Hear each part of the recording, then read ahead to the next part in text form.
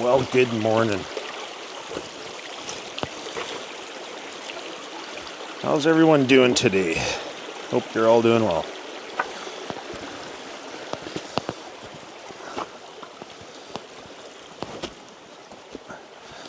The weather finally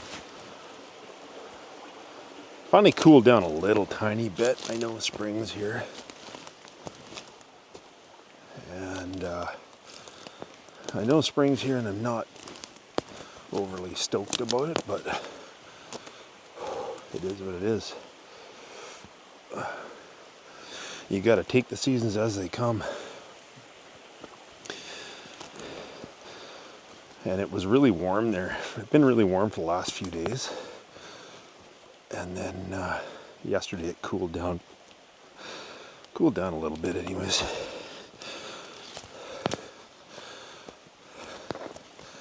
I find it difficult to hike when it's too warm.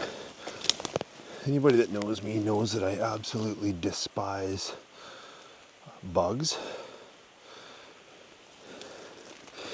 I hate bugs, and they're definitely starting to come out. I'm just much more a fan of the fall and winter, but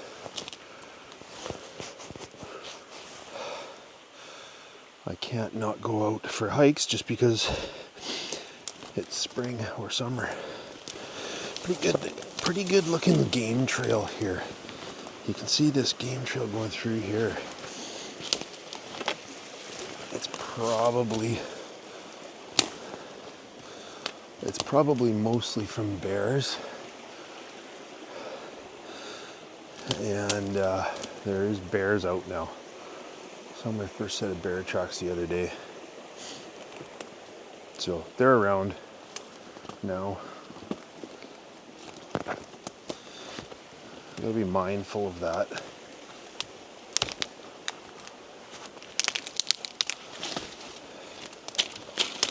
I am carrying the Defender with me now.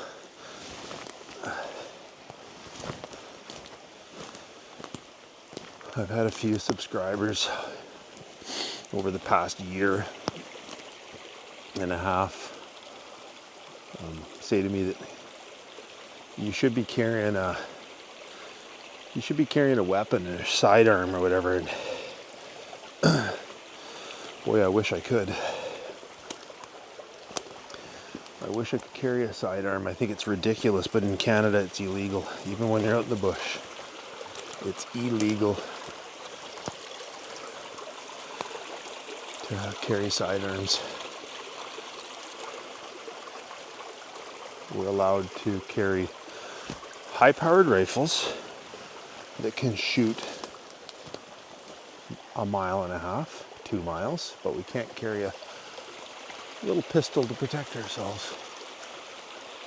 Doesn't that make a lot of sense to you? That's our government. That's our government.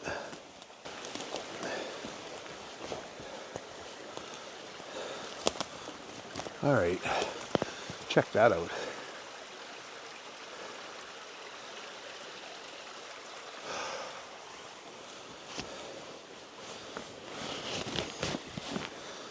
Check that out.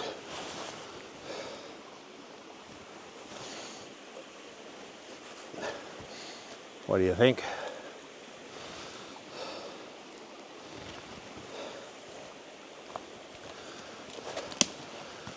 No, it didn't break from snow load.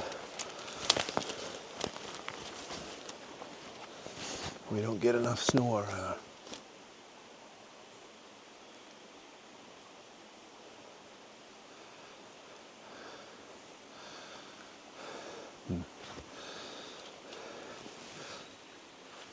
just a bird.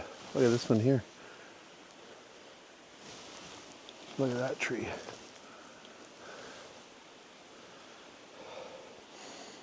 See, I pick up on these things, right? A lot of people don't. A lot of people just walk by a broken tree and they go, yeah, whatever. They don't even notice it. But that one over there, and then this one here.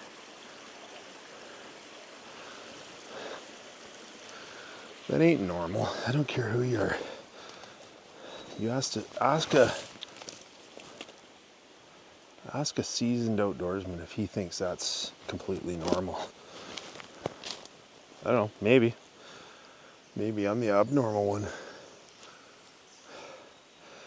There's another one over here. See, that's why I hate carrying a gun. I'm constantly falling off my shoulder. And I got my gloves on. Okay, here we go. There's another one over there. Can we get to that one? Take a look. I don't know, you guys. I mean, I'm not the type of person that just goes, you know, it has to be this. I'm not saying it has to be. That those are definitely from the forest people. By no means am I saying that, but what I am saying is it could be. Look at that one. That's a big bugger too. Broken right off, snapped. You see that one right there? Snapped clean in half. Again, not very old. There's a lot of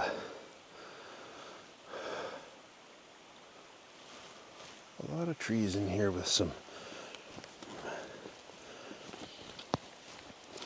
structure to them.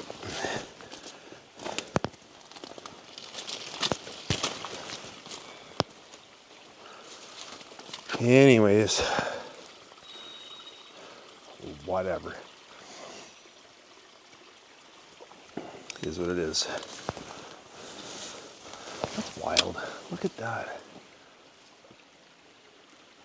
That is the top of that. I mean, where it broke is probably 8 feet off the ground. The top of it's probably 12 to 13 feet up. And look at this, like this. Does that not look like a pretty distinct trail going through here? And this tree here is laying completely vertical. But this one is growing. This one grew that way. Look at that.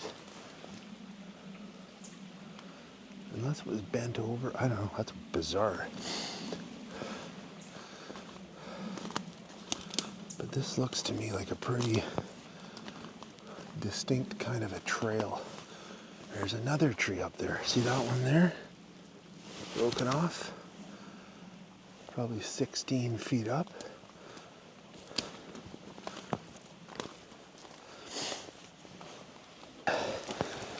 You guys remember me talking to you a while back about my uncle, old timer in his 70s that builds Logan Road.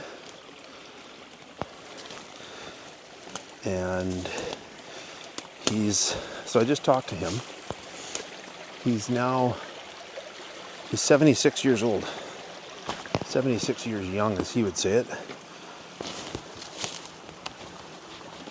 And he is still working.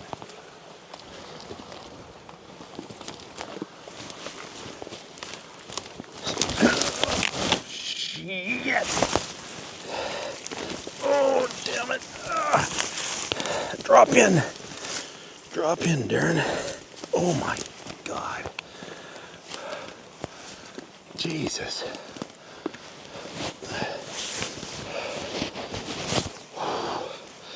Holy crap, that hurt.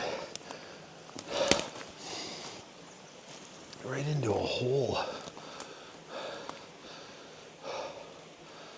Oh, man.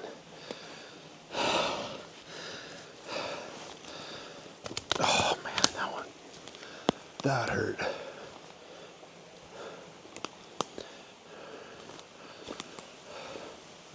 As I was saying, before I bit it, my uncle, talked to him. Good man, great man. And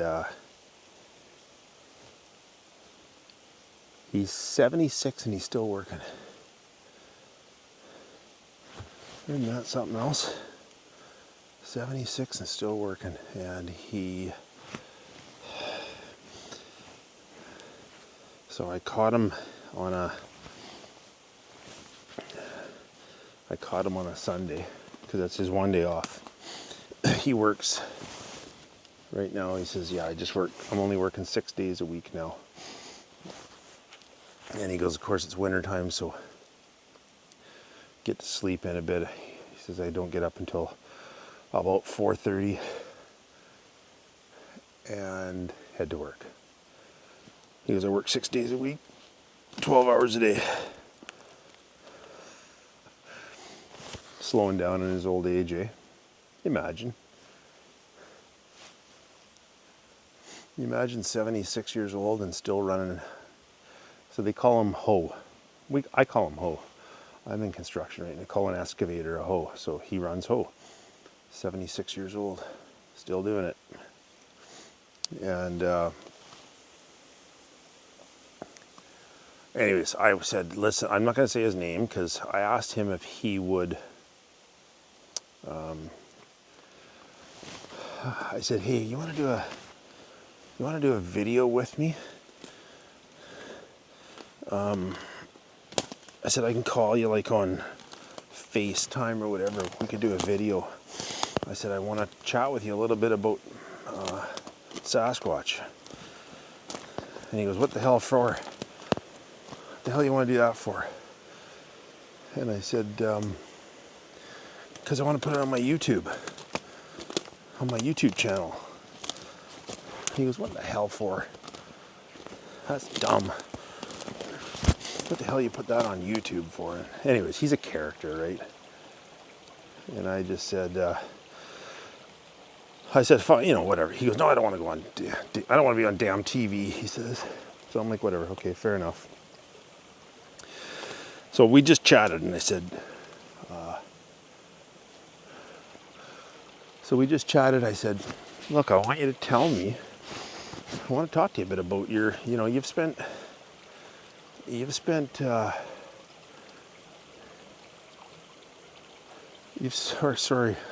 mesmerized by this forest behind me. I'm like, you've spent like 55 years working out in the woods every day, 6 days, 7 days a week. You're out there for 12, 14 hours a day. Not many people spend even close to that amount of time out in the wilderness. So I said, other than people that live out there, and I've talked to them as well, but I said, like, your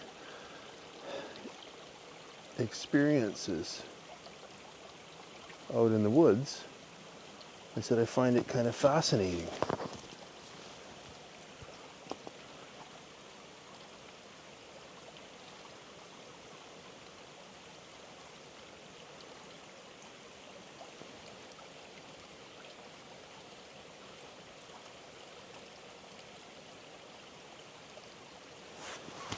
Just hang on a second.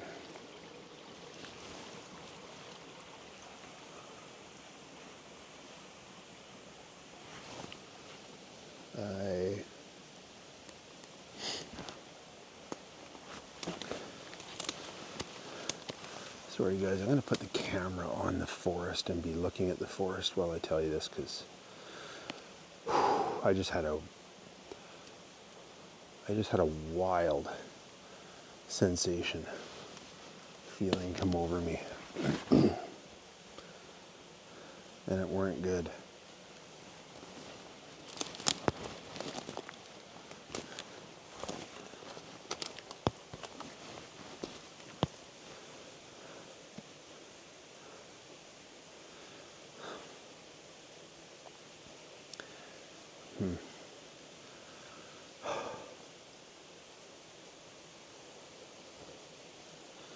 Boy, oh boy. You know what? I hate to do this to you guys, but I'm going to get out of here.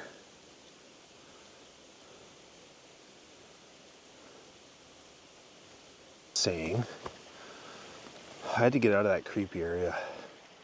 I just had an overwhelming, back in that way, 100 or so yards, a couple hundred yards.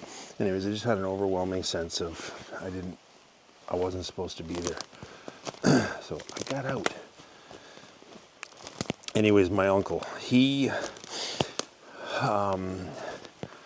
pretty much strictly his entire career has worked for, he has his own company that he's now sold, and he worked for, or still does, he works for the First Nations communities, and one in particular now for many, many years. And so the First Nations community, obviously they own the land, and they go in and log it. And the proceeds from the logging go back to the community, back to the band, which is pretty cool.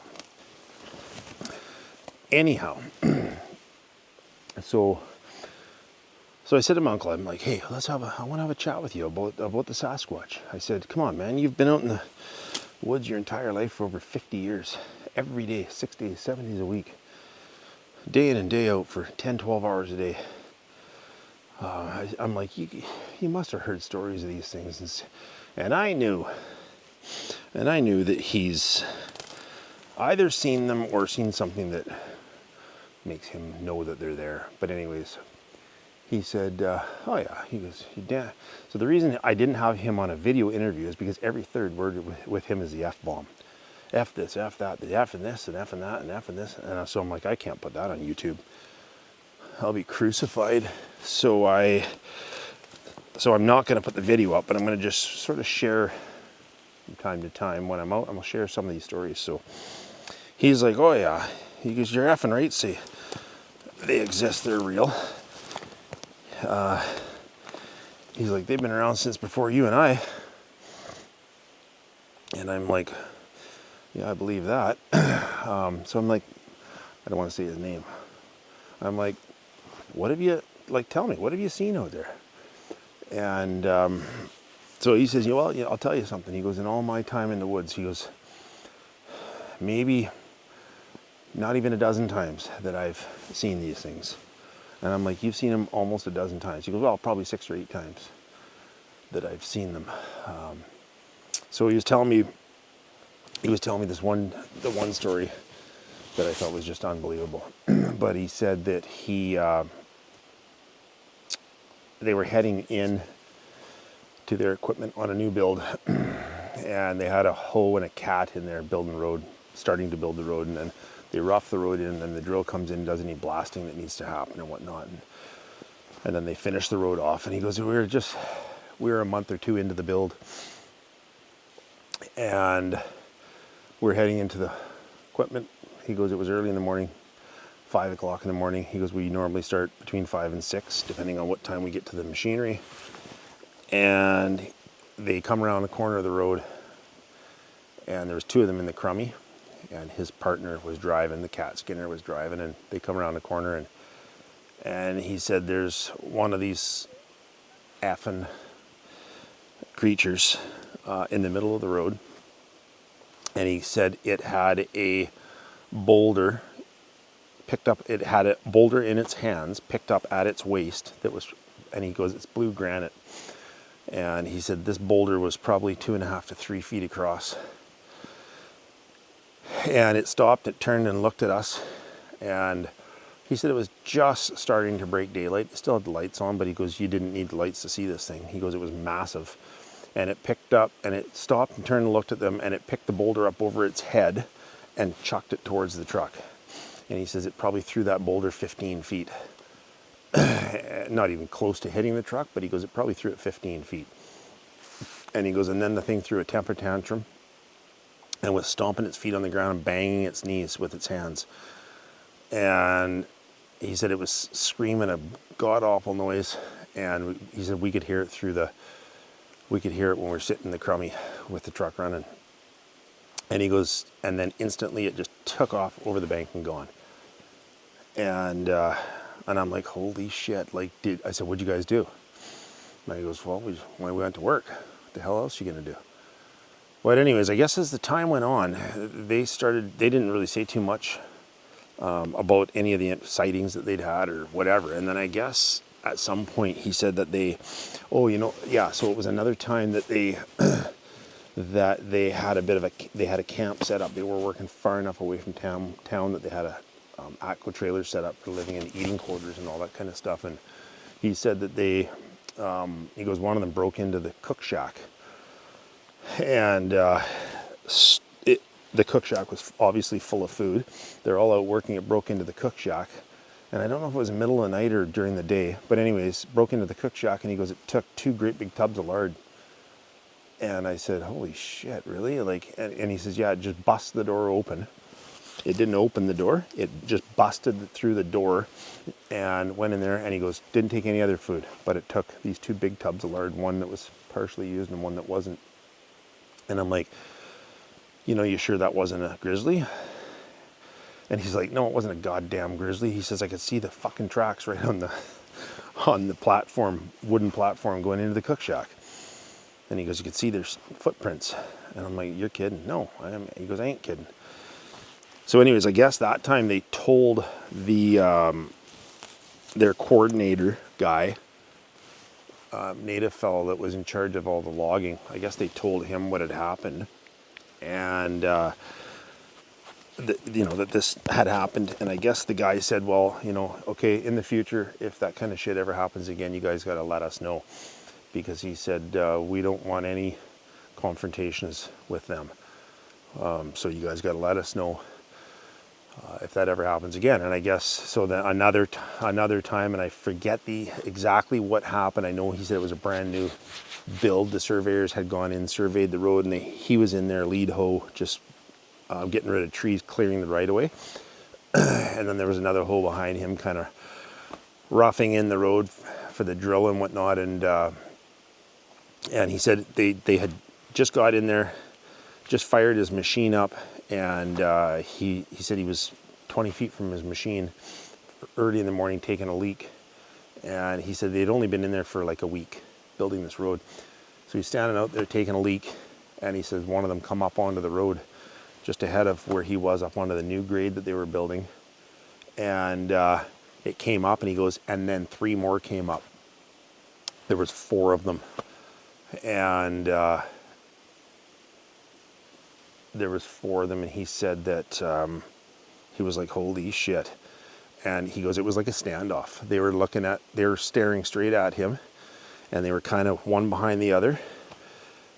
And he says, I go, what'd you do? He goes, I just slowly backed up. And he goes, they just stood right there. I slowly backed up, got to the machine, turned the machine off, grabbed my lunch bucket, locked the door, walked back to where the cat was working. And he says the cat skinner was just getting going, and my uncle gave him one of these. So he shut the machine down and said, let's go, we're out of here. And they went back to the crummy, and they reported it to this band leader that was in charge of the logging operation. That guy said, we're done. We're done. We're not working in there. And so they didn't even actually go back in and put that road to bed. They just went back in, they walked their machinery out, done. They never went in there and logged that section. And it was all old growth cedar and stuff. And he said that they talked to the guy afterwards about it, and the guy just said that there had been stories over the years of a clan that lived back there in that valley. And he goes, we watched it for a few years, and we sent a crew out there. And then when the surveyors went out, there was no sign of nothing. So he goes, we never saw anything. We never saw these people. So that's why we decided to log it. And obviously they're there, and we don't want any part of it. That's their area, and we'll leave them alone. We'll find another area to log. So I thought that was kind of interesting. But anyways, he had a ton of stories, man. I'm telling you, it was something else. I wish that I could get him to control his language, because he'd be fun to have on. He'd be fun to have on for an interview, but I can't, because he doesn't know how to not swear. It's crazy. Old timer, right? So anyway, I'm gonna sit down here and take a break for a minute. I'm gonna get the camera set up here.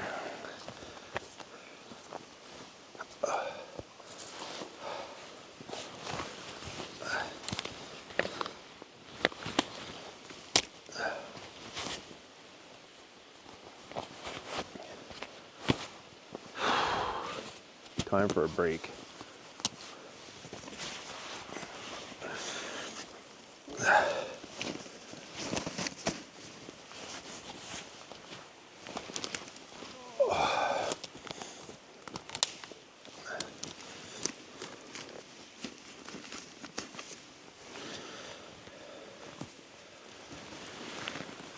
Chat with the old boy. He's not doing so good. He's got cancer pretty badly and doesn't live the best lifestyle. But he's had cancer for a long time, and he's still here, so he ain't going out without a fight. But I'm glad I had a chat with him, and I'll have a chat with him again for sure. I just don't know when. So many people to reach out to and have talks with.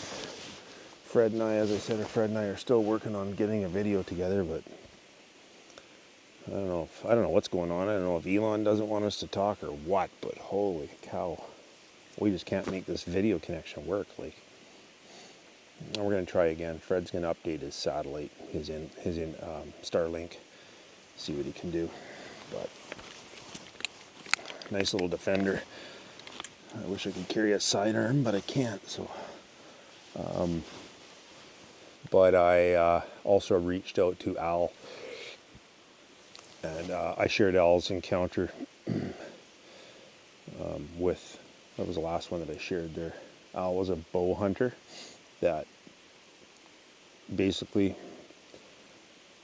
saw one of these things, but he said it was so well camouflaged, all he could see was the movement through the trees, through the brush. And he said it looked like, when I talked to him, he was like, yeah, it basically looked like a mirror, like somebody was walking through the bush with a mirror, like he just flashes. And you know, a lot of people comment, it's like that they cloak themselves like the Predator movie, which I've never seen. I've never seen that movie, but I've heard that said quite a few times, so I looked up that scene, and I see what people are saying. I understand what people are saying. You know, my video there quite a while ago, when there was something behind me and you could see the black shadow like moving through the trees. I don't know. That weren't a bear. There's no doubt about that. But anyways, Al said that he goes, it was horrifying. You know, he's a pretty seasoned outdoorsman. He's done a lot of hunting and a lot of bow hunting and spot and stalk and out of stands. So he knows how to get in close and personal on animals, and he's been successful. And he said it was horrifying, man, because he goes, that thing, he goes, it was right there, 40 yards from me. But I could not see it. I couldn't see what it was. He goes, it wasn't, you know, a horizontal shape like a bear or something, or like a cougar or anything like that. He goes, it was the shape of a large human being, massive human being. But he goes, it was just like the trees were moving and the brush was moving. He goes, never actually saw a figure. And he said the sense of fear that I had was just overwhelming, like absolute panic. And he said, you know, he said before he actually saw that, he said he was sitting in a stand, and he said it was like an onset of feelings. I felt like something was watching me. You know, he goes, I didn't know if it was deer but he goes, I just had a feeling there was something watching me. And he goes, have you ever had that feeling? And I'm like, yeah, unfortunately, I've had it way too many times. And he goes, I just had that feeling like almost the hair on the back of my neck stand on end, like something's watching me, and then all that, then the shit went down, and I said, I know exactly where you're coming from, Al. I know exactly what it feels like. It's not a good feeling. I told him a little story. I'll share with you guys that it was quite a few years ago. I was moose hunting, and I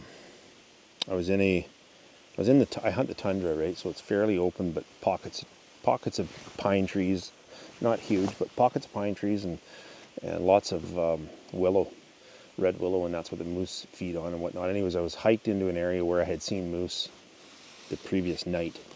Figured that they would be back there the next day, and I hiked in there at dark, well before daylight. Got into position, and I was in a fairly good stand of smaller pines with red willow, and I was looking down this opening to where I had seen the moose, and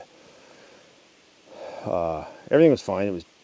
It was still dark, but just enough light that you could see probably like 50 yards, and it gets light pretty quick right when it does come up. So I'm sitting there, I'm peering down into where the moose were, and I had that feeling come over me. I was sitting there just like this, and I was like, oh boy, what in the hell? Something is right near me. And I'm scanning like from here to here. I'm just moving my eyes and I'm looking, because you don't want to make any sudden movement in case there is something, right? You don't want to be going like this, because if there's something there and you startle it, you could be in trouble. So anyways, I'm just moving my eyes, and I didn't see anything, but the feeling grew more and more intense, and I was just like, oh boy. And my gun had the bipod out sitting down beside me, so I slowly reached down, put my hand around the neck of my gun, finger on the trigger, thumb on the safety, and I'm still looking ahead, and I slowly bring the gun up to here onto my knee like this, onto my lap like that, and then I slowly turn around to my left, and I look over my left shoulder, and as I get to about here, I was like, oh fuck. And there's about a 1-year-old, maybe a little older than a year old grizzly, and it's about 35 yards from me, and it's looking down where I was looking, not looking at me, but it's looking down to where I was looking, where the moose should have been. And I was like, oh my god. Wasn't terribly concerned about that.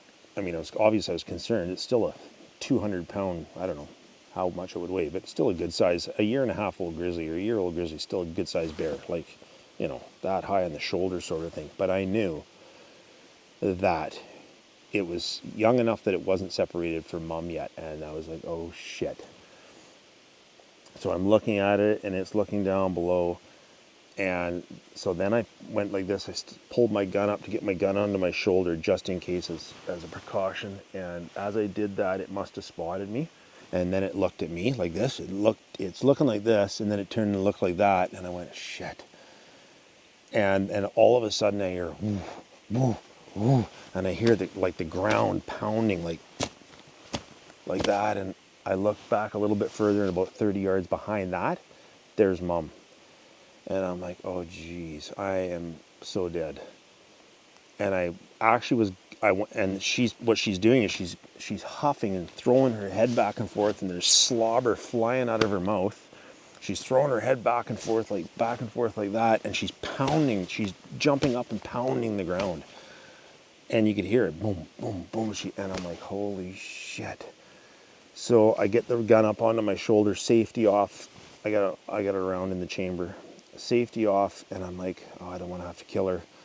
But I'm like, if she makes even a slightest movement, I've got to, because it's, she's 50, 60 yards from me.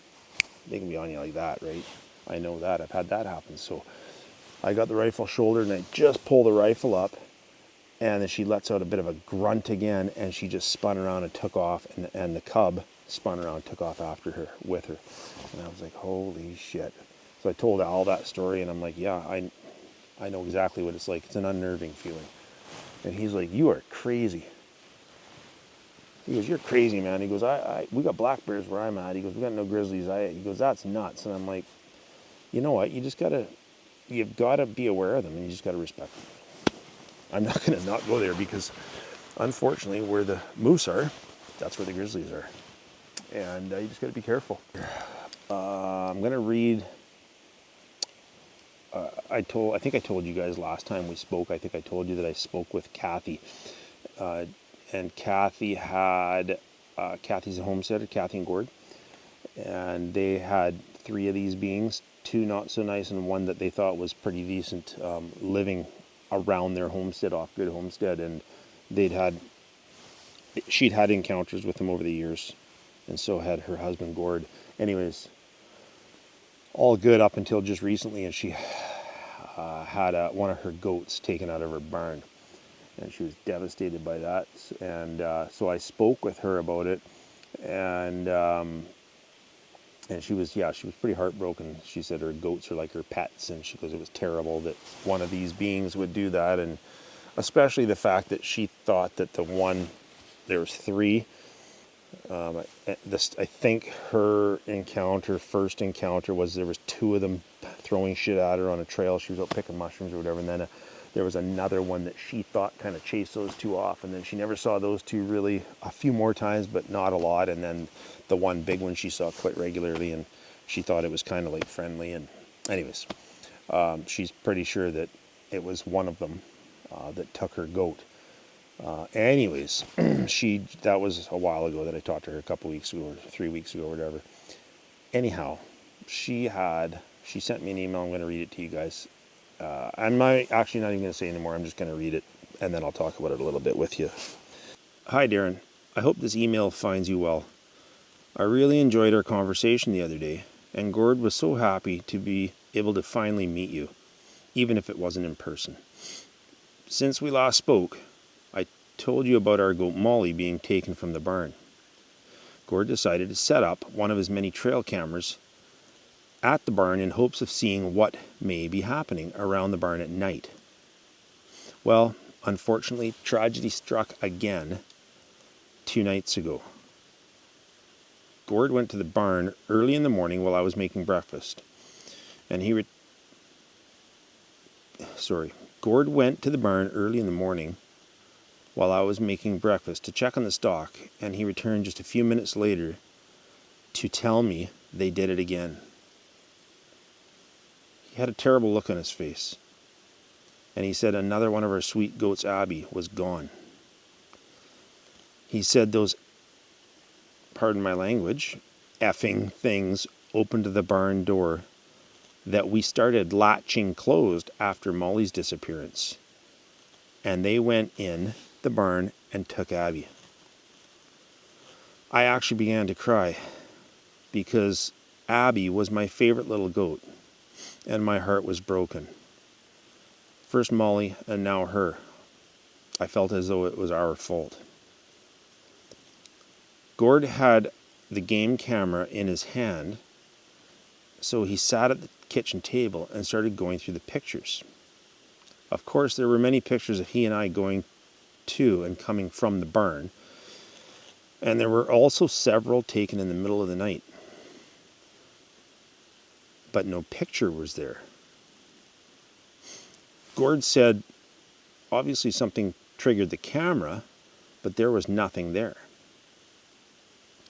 Then Gord got to the pictures and video from 2 days before Abby went missing. And at 2 a.m., something set the camera off, and it recorded a video and took a burst of 3 pictures at 2 a.m. And once again, there was nothing there. But we heard seconds into the 10-second video, but what we heard seconds into the 10-second video was our goats going crazy. And our 2 horses that were outside at the back of the barn were going crazy as well. At the 7-second mark of the video, with all the animals going nuts, the screen in the camera went black, but the sound was still there.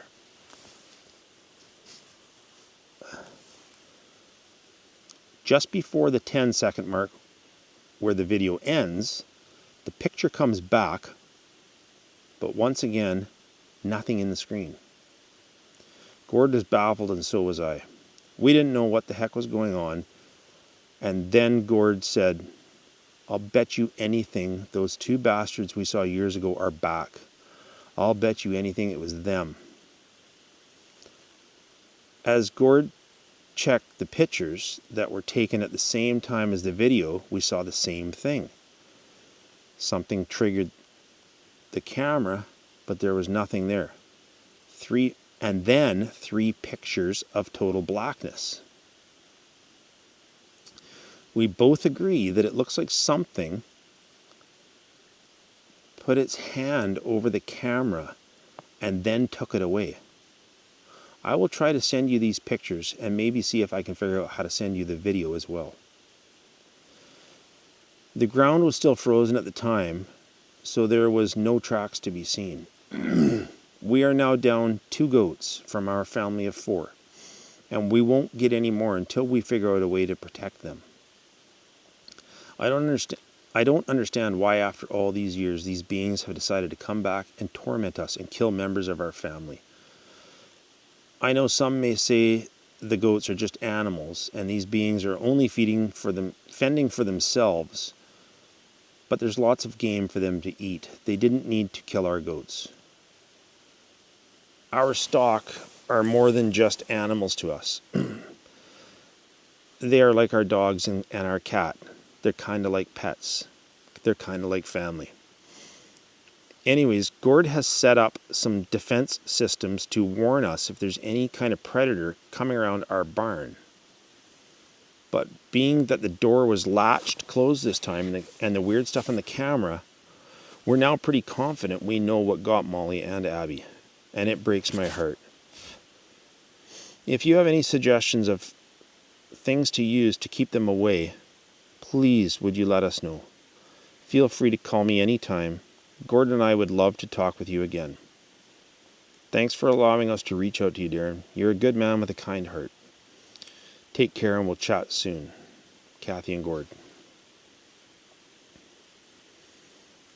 That's freaking horrible, Cathy. I am so sorry to hear that. I'm very sorry to hear that.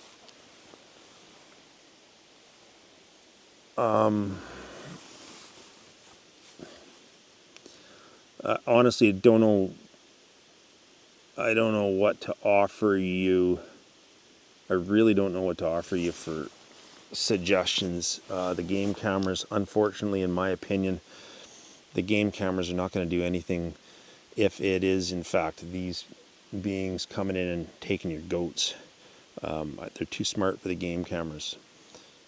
And I just think that they know ways around it and they know how to manipulate the camera or whatever. I mean, I've had this camera of mine, which is a very, very good high-tech camera, just do weird shit and go crazy on me, and you guys have seen it, and I don't know what causes it. So the game camera thing, I don't think that's going to do you much good. What I could suggest to you is when we go moose hunting, we put it around our camp and around our meat pole, and it's a tripwire. And it's a tripwire, and I actually believe I made a video on it, Cathy, and I'll check. I'm sure in my hunting video I showed me setting up this tripwire. And it's a tripwire that you can put around an area, you put across a doorway, you can put it around your entire barn, whatever it is that you want to do. And it's a tripwire set up on little tiny stainless steel pulleys. And it's really simple, really cheap. You use a siren.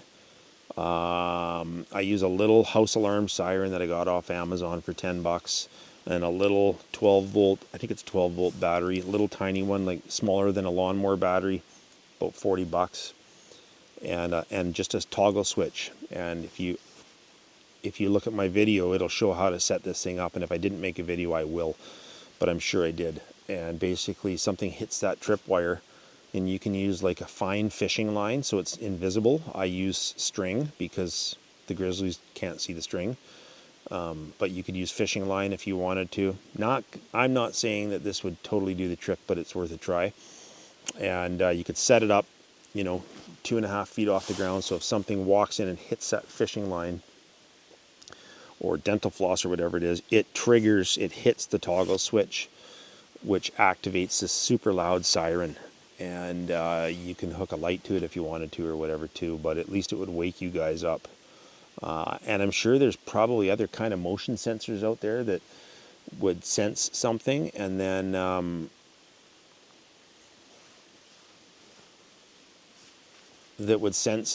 something, and then maybe send a signal or a sound into your house. I don't know. Maybe look into that. But that little setup of ours works pretty good for grizzlies. Unfortunately, honest to God, I don't know if it is these beings doing this. I don't know the solution. That's horrible, though. I feel so bad for you guys. See what I say about the cameras? Like, I don't know what's going on with my camera. This is a great camera that I use, and 99% of the time it's perfectly fine. But then sometimes it just goes haywire, and I don't know what causes it. You guys remember a while ago when it started doing this? Like, it was like nodding with me, yes, and like just right now I'm talking away and I look and it's just all like static on the screen. And it, like, the record is still on, it's still recording, but there was no picture. So anyways, I don't know. Okay. Anyways, get my hammer out one more. I'm sure we can. Man, oh man. Just before I read this next email, so we've got a subscriber. Got a subscriber that I've communicated with a few times. His name's Chris, and Chris is an amazing artist, and his wife is a writer, and they write children's books, and I believe they maybe write other books as well. And anyways, Chris, he's on a cross-country trip across the United States, and I think he said he's looking for a new home and a new place to live and set up shop and whatnot. And anyways, he I believe he was in Arizona, and he said, "Hey, I'm gonna doing a pencil drawing for you. I'm gonna mail it off to you. What's your address?" So I gave him my address, and I said, "Well, thank you very much." And he emailed me this amazing. I'm gonna show it to you guys because I've got it in my man cave at home. He mailed this amazing pencil drawing, and it's like a bit of a forest scene, and there's a man, maybe me, I don't know, I didn't ask Chris, but maybe it's me. There's a man, and then it's like a bit of a forest scene, and then there's a Bigfoot, pencil drawing of a Bigfoot, and the title of the picture is called The Watcher, and just absolutely amazing artist. Did an incredible job, and I really appreciated that, and I got a hold of him right away and said, "Thank you so much, it's beautiful, I really appreciate that, man." So thanks, Chris. And then Chris also just recently sent me he goes, I did an abstract, I believe it's a painting of a abstract of a bear, and it's got a native art type theme to it in my eyes. It just has that native First Nations Aboriginal type theme, and it's abstract, and it's just phenomenal. And so he did that one, sent it to me just via email. And I was like, wow, you're quite the artist. That's amazing. And then a couple of days, 3 days later or whatever, he sent another one of an axis deer. And I thought that was just incredible too. And I told him, I said, man, you are very, very talented. That's amazing. So anyways, thanks for that, Chris. I appreciate seeing stuff like that, especially from talented people. It's pretty wild. Quite an artist, our friend Chris Mackey. And all the best to you guys on your travels looking for your new home. All right, we're going to do one more, and we're going to get out of here because it's going to get dark, just like it does every day. All right, here we go. Darren, thanks for your quick response and help. I have listened to your YouTube channel and prefer it above all others, almost without exception. The accounts you read have the ring of truth to them. I have watched other Bigfoot channels, but find them, let's just say, lacking. If you could email me again and give me the YouTube address of the close friend that you occasionally consult on these matters with, I would like to hear some of his accounts as well. I forgot his name. So here it is. I was raised in Humboldt County and saw the Patterson-Gimlin film when it came out. I lived within 50 miles of where the film was taken. I was about 12 years old at the time. I had no problem believing in Bigfoot. The film appeared genuine to me. I just believed that these creatures lived locally and had a simplistic attitude as a child. Fast forward, my family moved to McCall, Idaho when I was in high school. I started spending a lot of time hiking and or hunting in the woods alone and or with my buddies. When you spend time in the woods, you get to know the animals that live there, how they react to humans, and the sounds they make when encountered. Also, you know that when you're hiking, you almost only hear the sound that you are making when you walk. So one day in the summer of '76, I was hiking alone. I was in an area with no trails, logging roads, or lakes. In short, I doubt if any human might have ever been there for any reason. My goal was to check out a stand of large trees that I could see from the road 2 to 3 miles away. I got a late start that day. It took me a few hours to reach my goal. As I said, no trails. I was just brush crawling. The brush was about 12 feet tall. When I reached the grove, I was well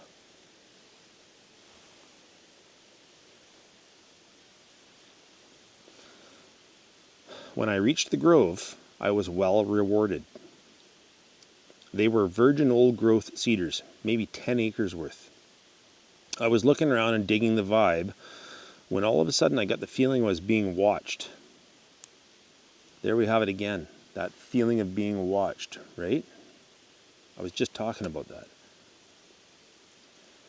I had no fear in the woods, so this was very strange. I started scanning, but saw nothing. I then thought maybe it was a cat, so I started looking up into the canopy. I saw nothing, but then realized it was getting very late, almost dark. I immediately started walking back downhill towards my truck. I was definitely not trying to be quiet. All of a sudden, I could hear something very, very large walking on 2 feet, following me maybe 30 to 40 yards back. I could hear this clearly over the sound.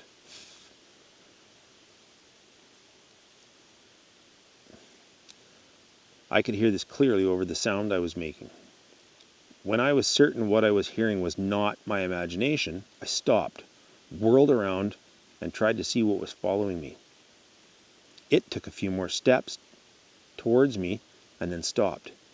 I peered through the brush but saw nothing. The brush was very thick, and whatever it was stopped just beyond my field of vision. I was a bit unnerved, as you might imagine. No, it wasn't a bear. I turned around and started downhill again, this time walking very fast. The thing started following me again, but clearly picked up its pace to stay with me.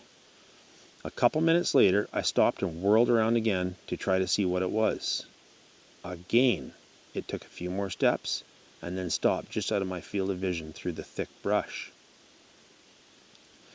Its steps were more like a crash, crash, crash than a human walking. I was probably taking 3 steps to each one of its steps. Now it is getting darker and darker. I turned back downhill and started trotting. Again, it started up and picked up its pace. After a couple of minutes, I stopped again and whirled around, only to have the thing keep walking for a few more paces and then stop beyond where I could see.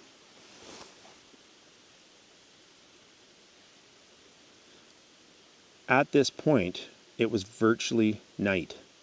I turned and started running flat out. It was full on dark. I was running, falling, crashing, getting up and going. It's a miracle I didn't hurt myself or put an eye out. All the while, this thing was keeping pace with me. I did not stop to look back again. I was freaked out. I had no gun or anything else to protect myself. This thing followed me for about 2 miles. So I guess I ran about 45 minutes or so. It was like a bad dream. It never tried to catch me. It stopped following me about 1/8 of a mile from the road. It was pitch black out. I came to the road and tumbled down the cut bank. I didn't see it coming. The cut bank was 35 to 40 feet down the slope. I jumped up and started running down the gravel road, looking back over my shoulder as I ran. Fortunately, I hit the road about 80 yards from where my truck was parked. It came into view in the starlight when I was about 30 yards from it. I got in my truck and drove back to town. I never went back to that place, and I never told anyone about my experience. I never thought about it again. Fast forward again. About 5 years ago, my wife and I are watching a series on TV called Finding Bigfoot. We had been watching it for about a year or so. All of a sudden, while we were watching TV, the memories flooded back into my mind. I freaked out, obviously. I turned the TV off and told my wife that what had happened to me. She realized that I realized that I had blocked the experience out of my mind for over 40 years, unintentionally. It's funny what fear in the human mind will do to protect itself. Since then, I have told maybe a dozen people about it, with the various predictable responses. One guy said he had seen one, and another had an experience almost exactly like mine. I don't talk about it too much because what's the point? I have nothing to gain and a lot to lose. I don't really care what anybody else believes. I believe. Well, thanks for letting me share. P.S. I guess you can use my first name. Here's my phone number, and if you happen to want to call sometime, if I don't pick up, leave a number and I'll call you back. Russell. Well, thanks, Russell. Appreciate it. I appreciate the share, my friend. And yes, I definitely will get a hold of you. I will reach out to you for sure. Crazy, eh? Like I was just talking about Al and how that feeling of something's watching you, and then another email, the feeling of something's watching me. It's unbelievable when that really happens to you.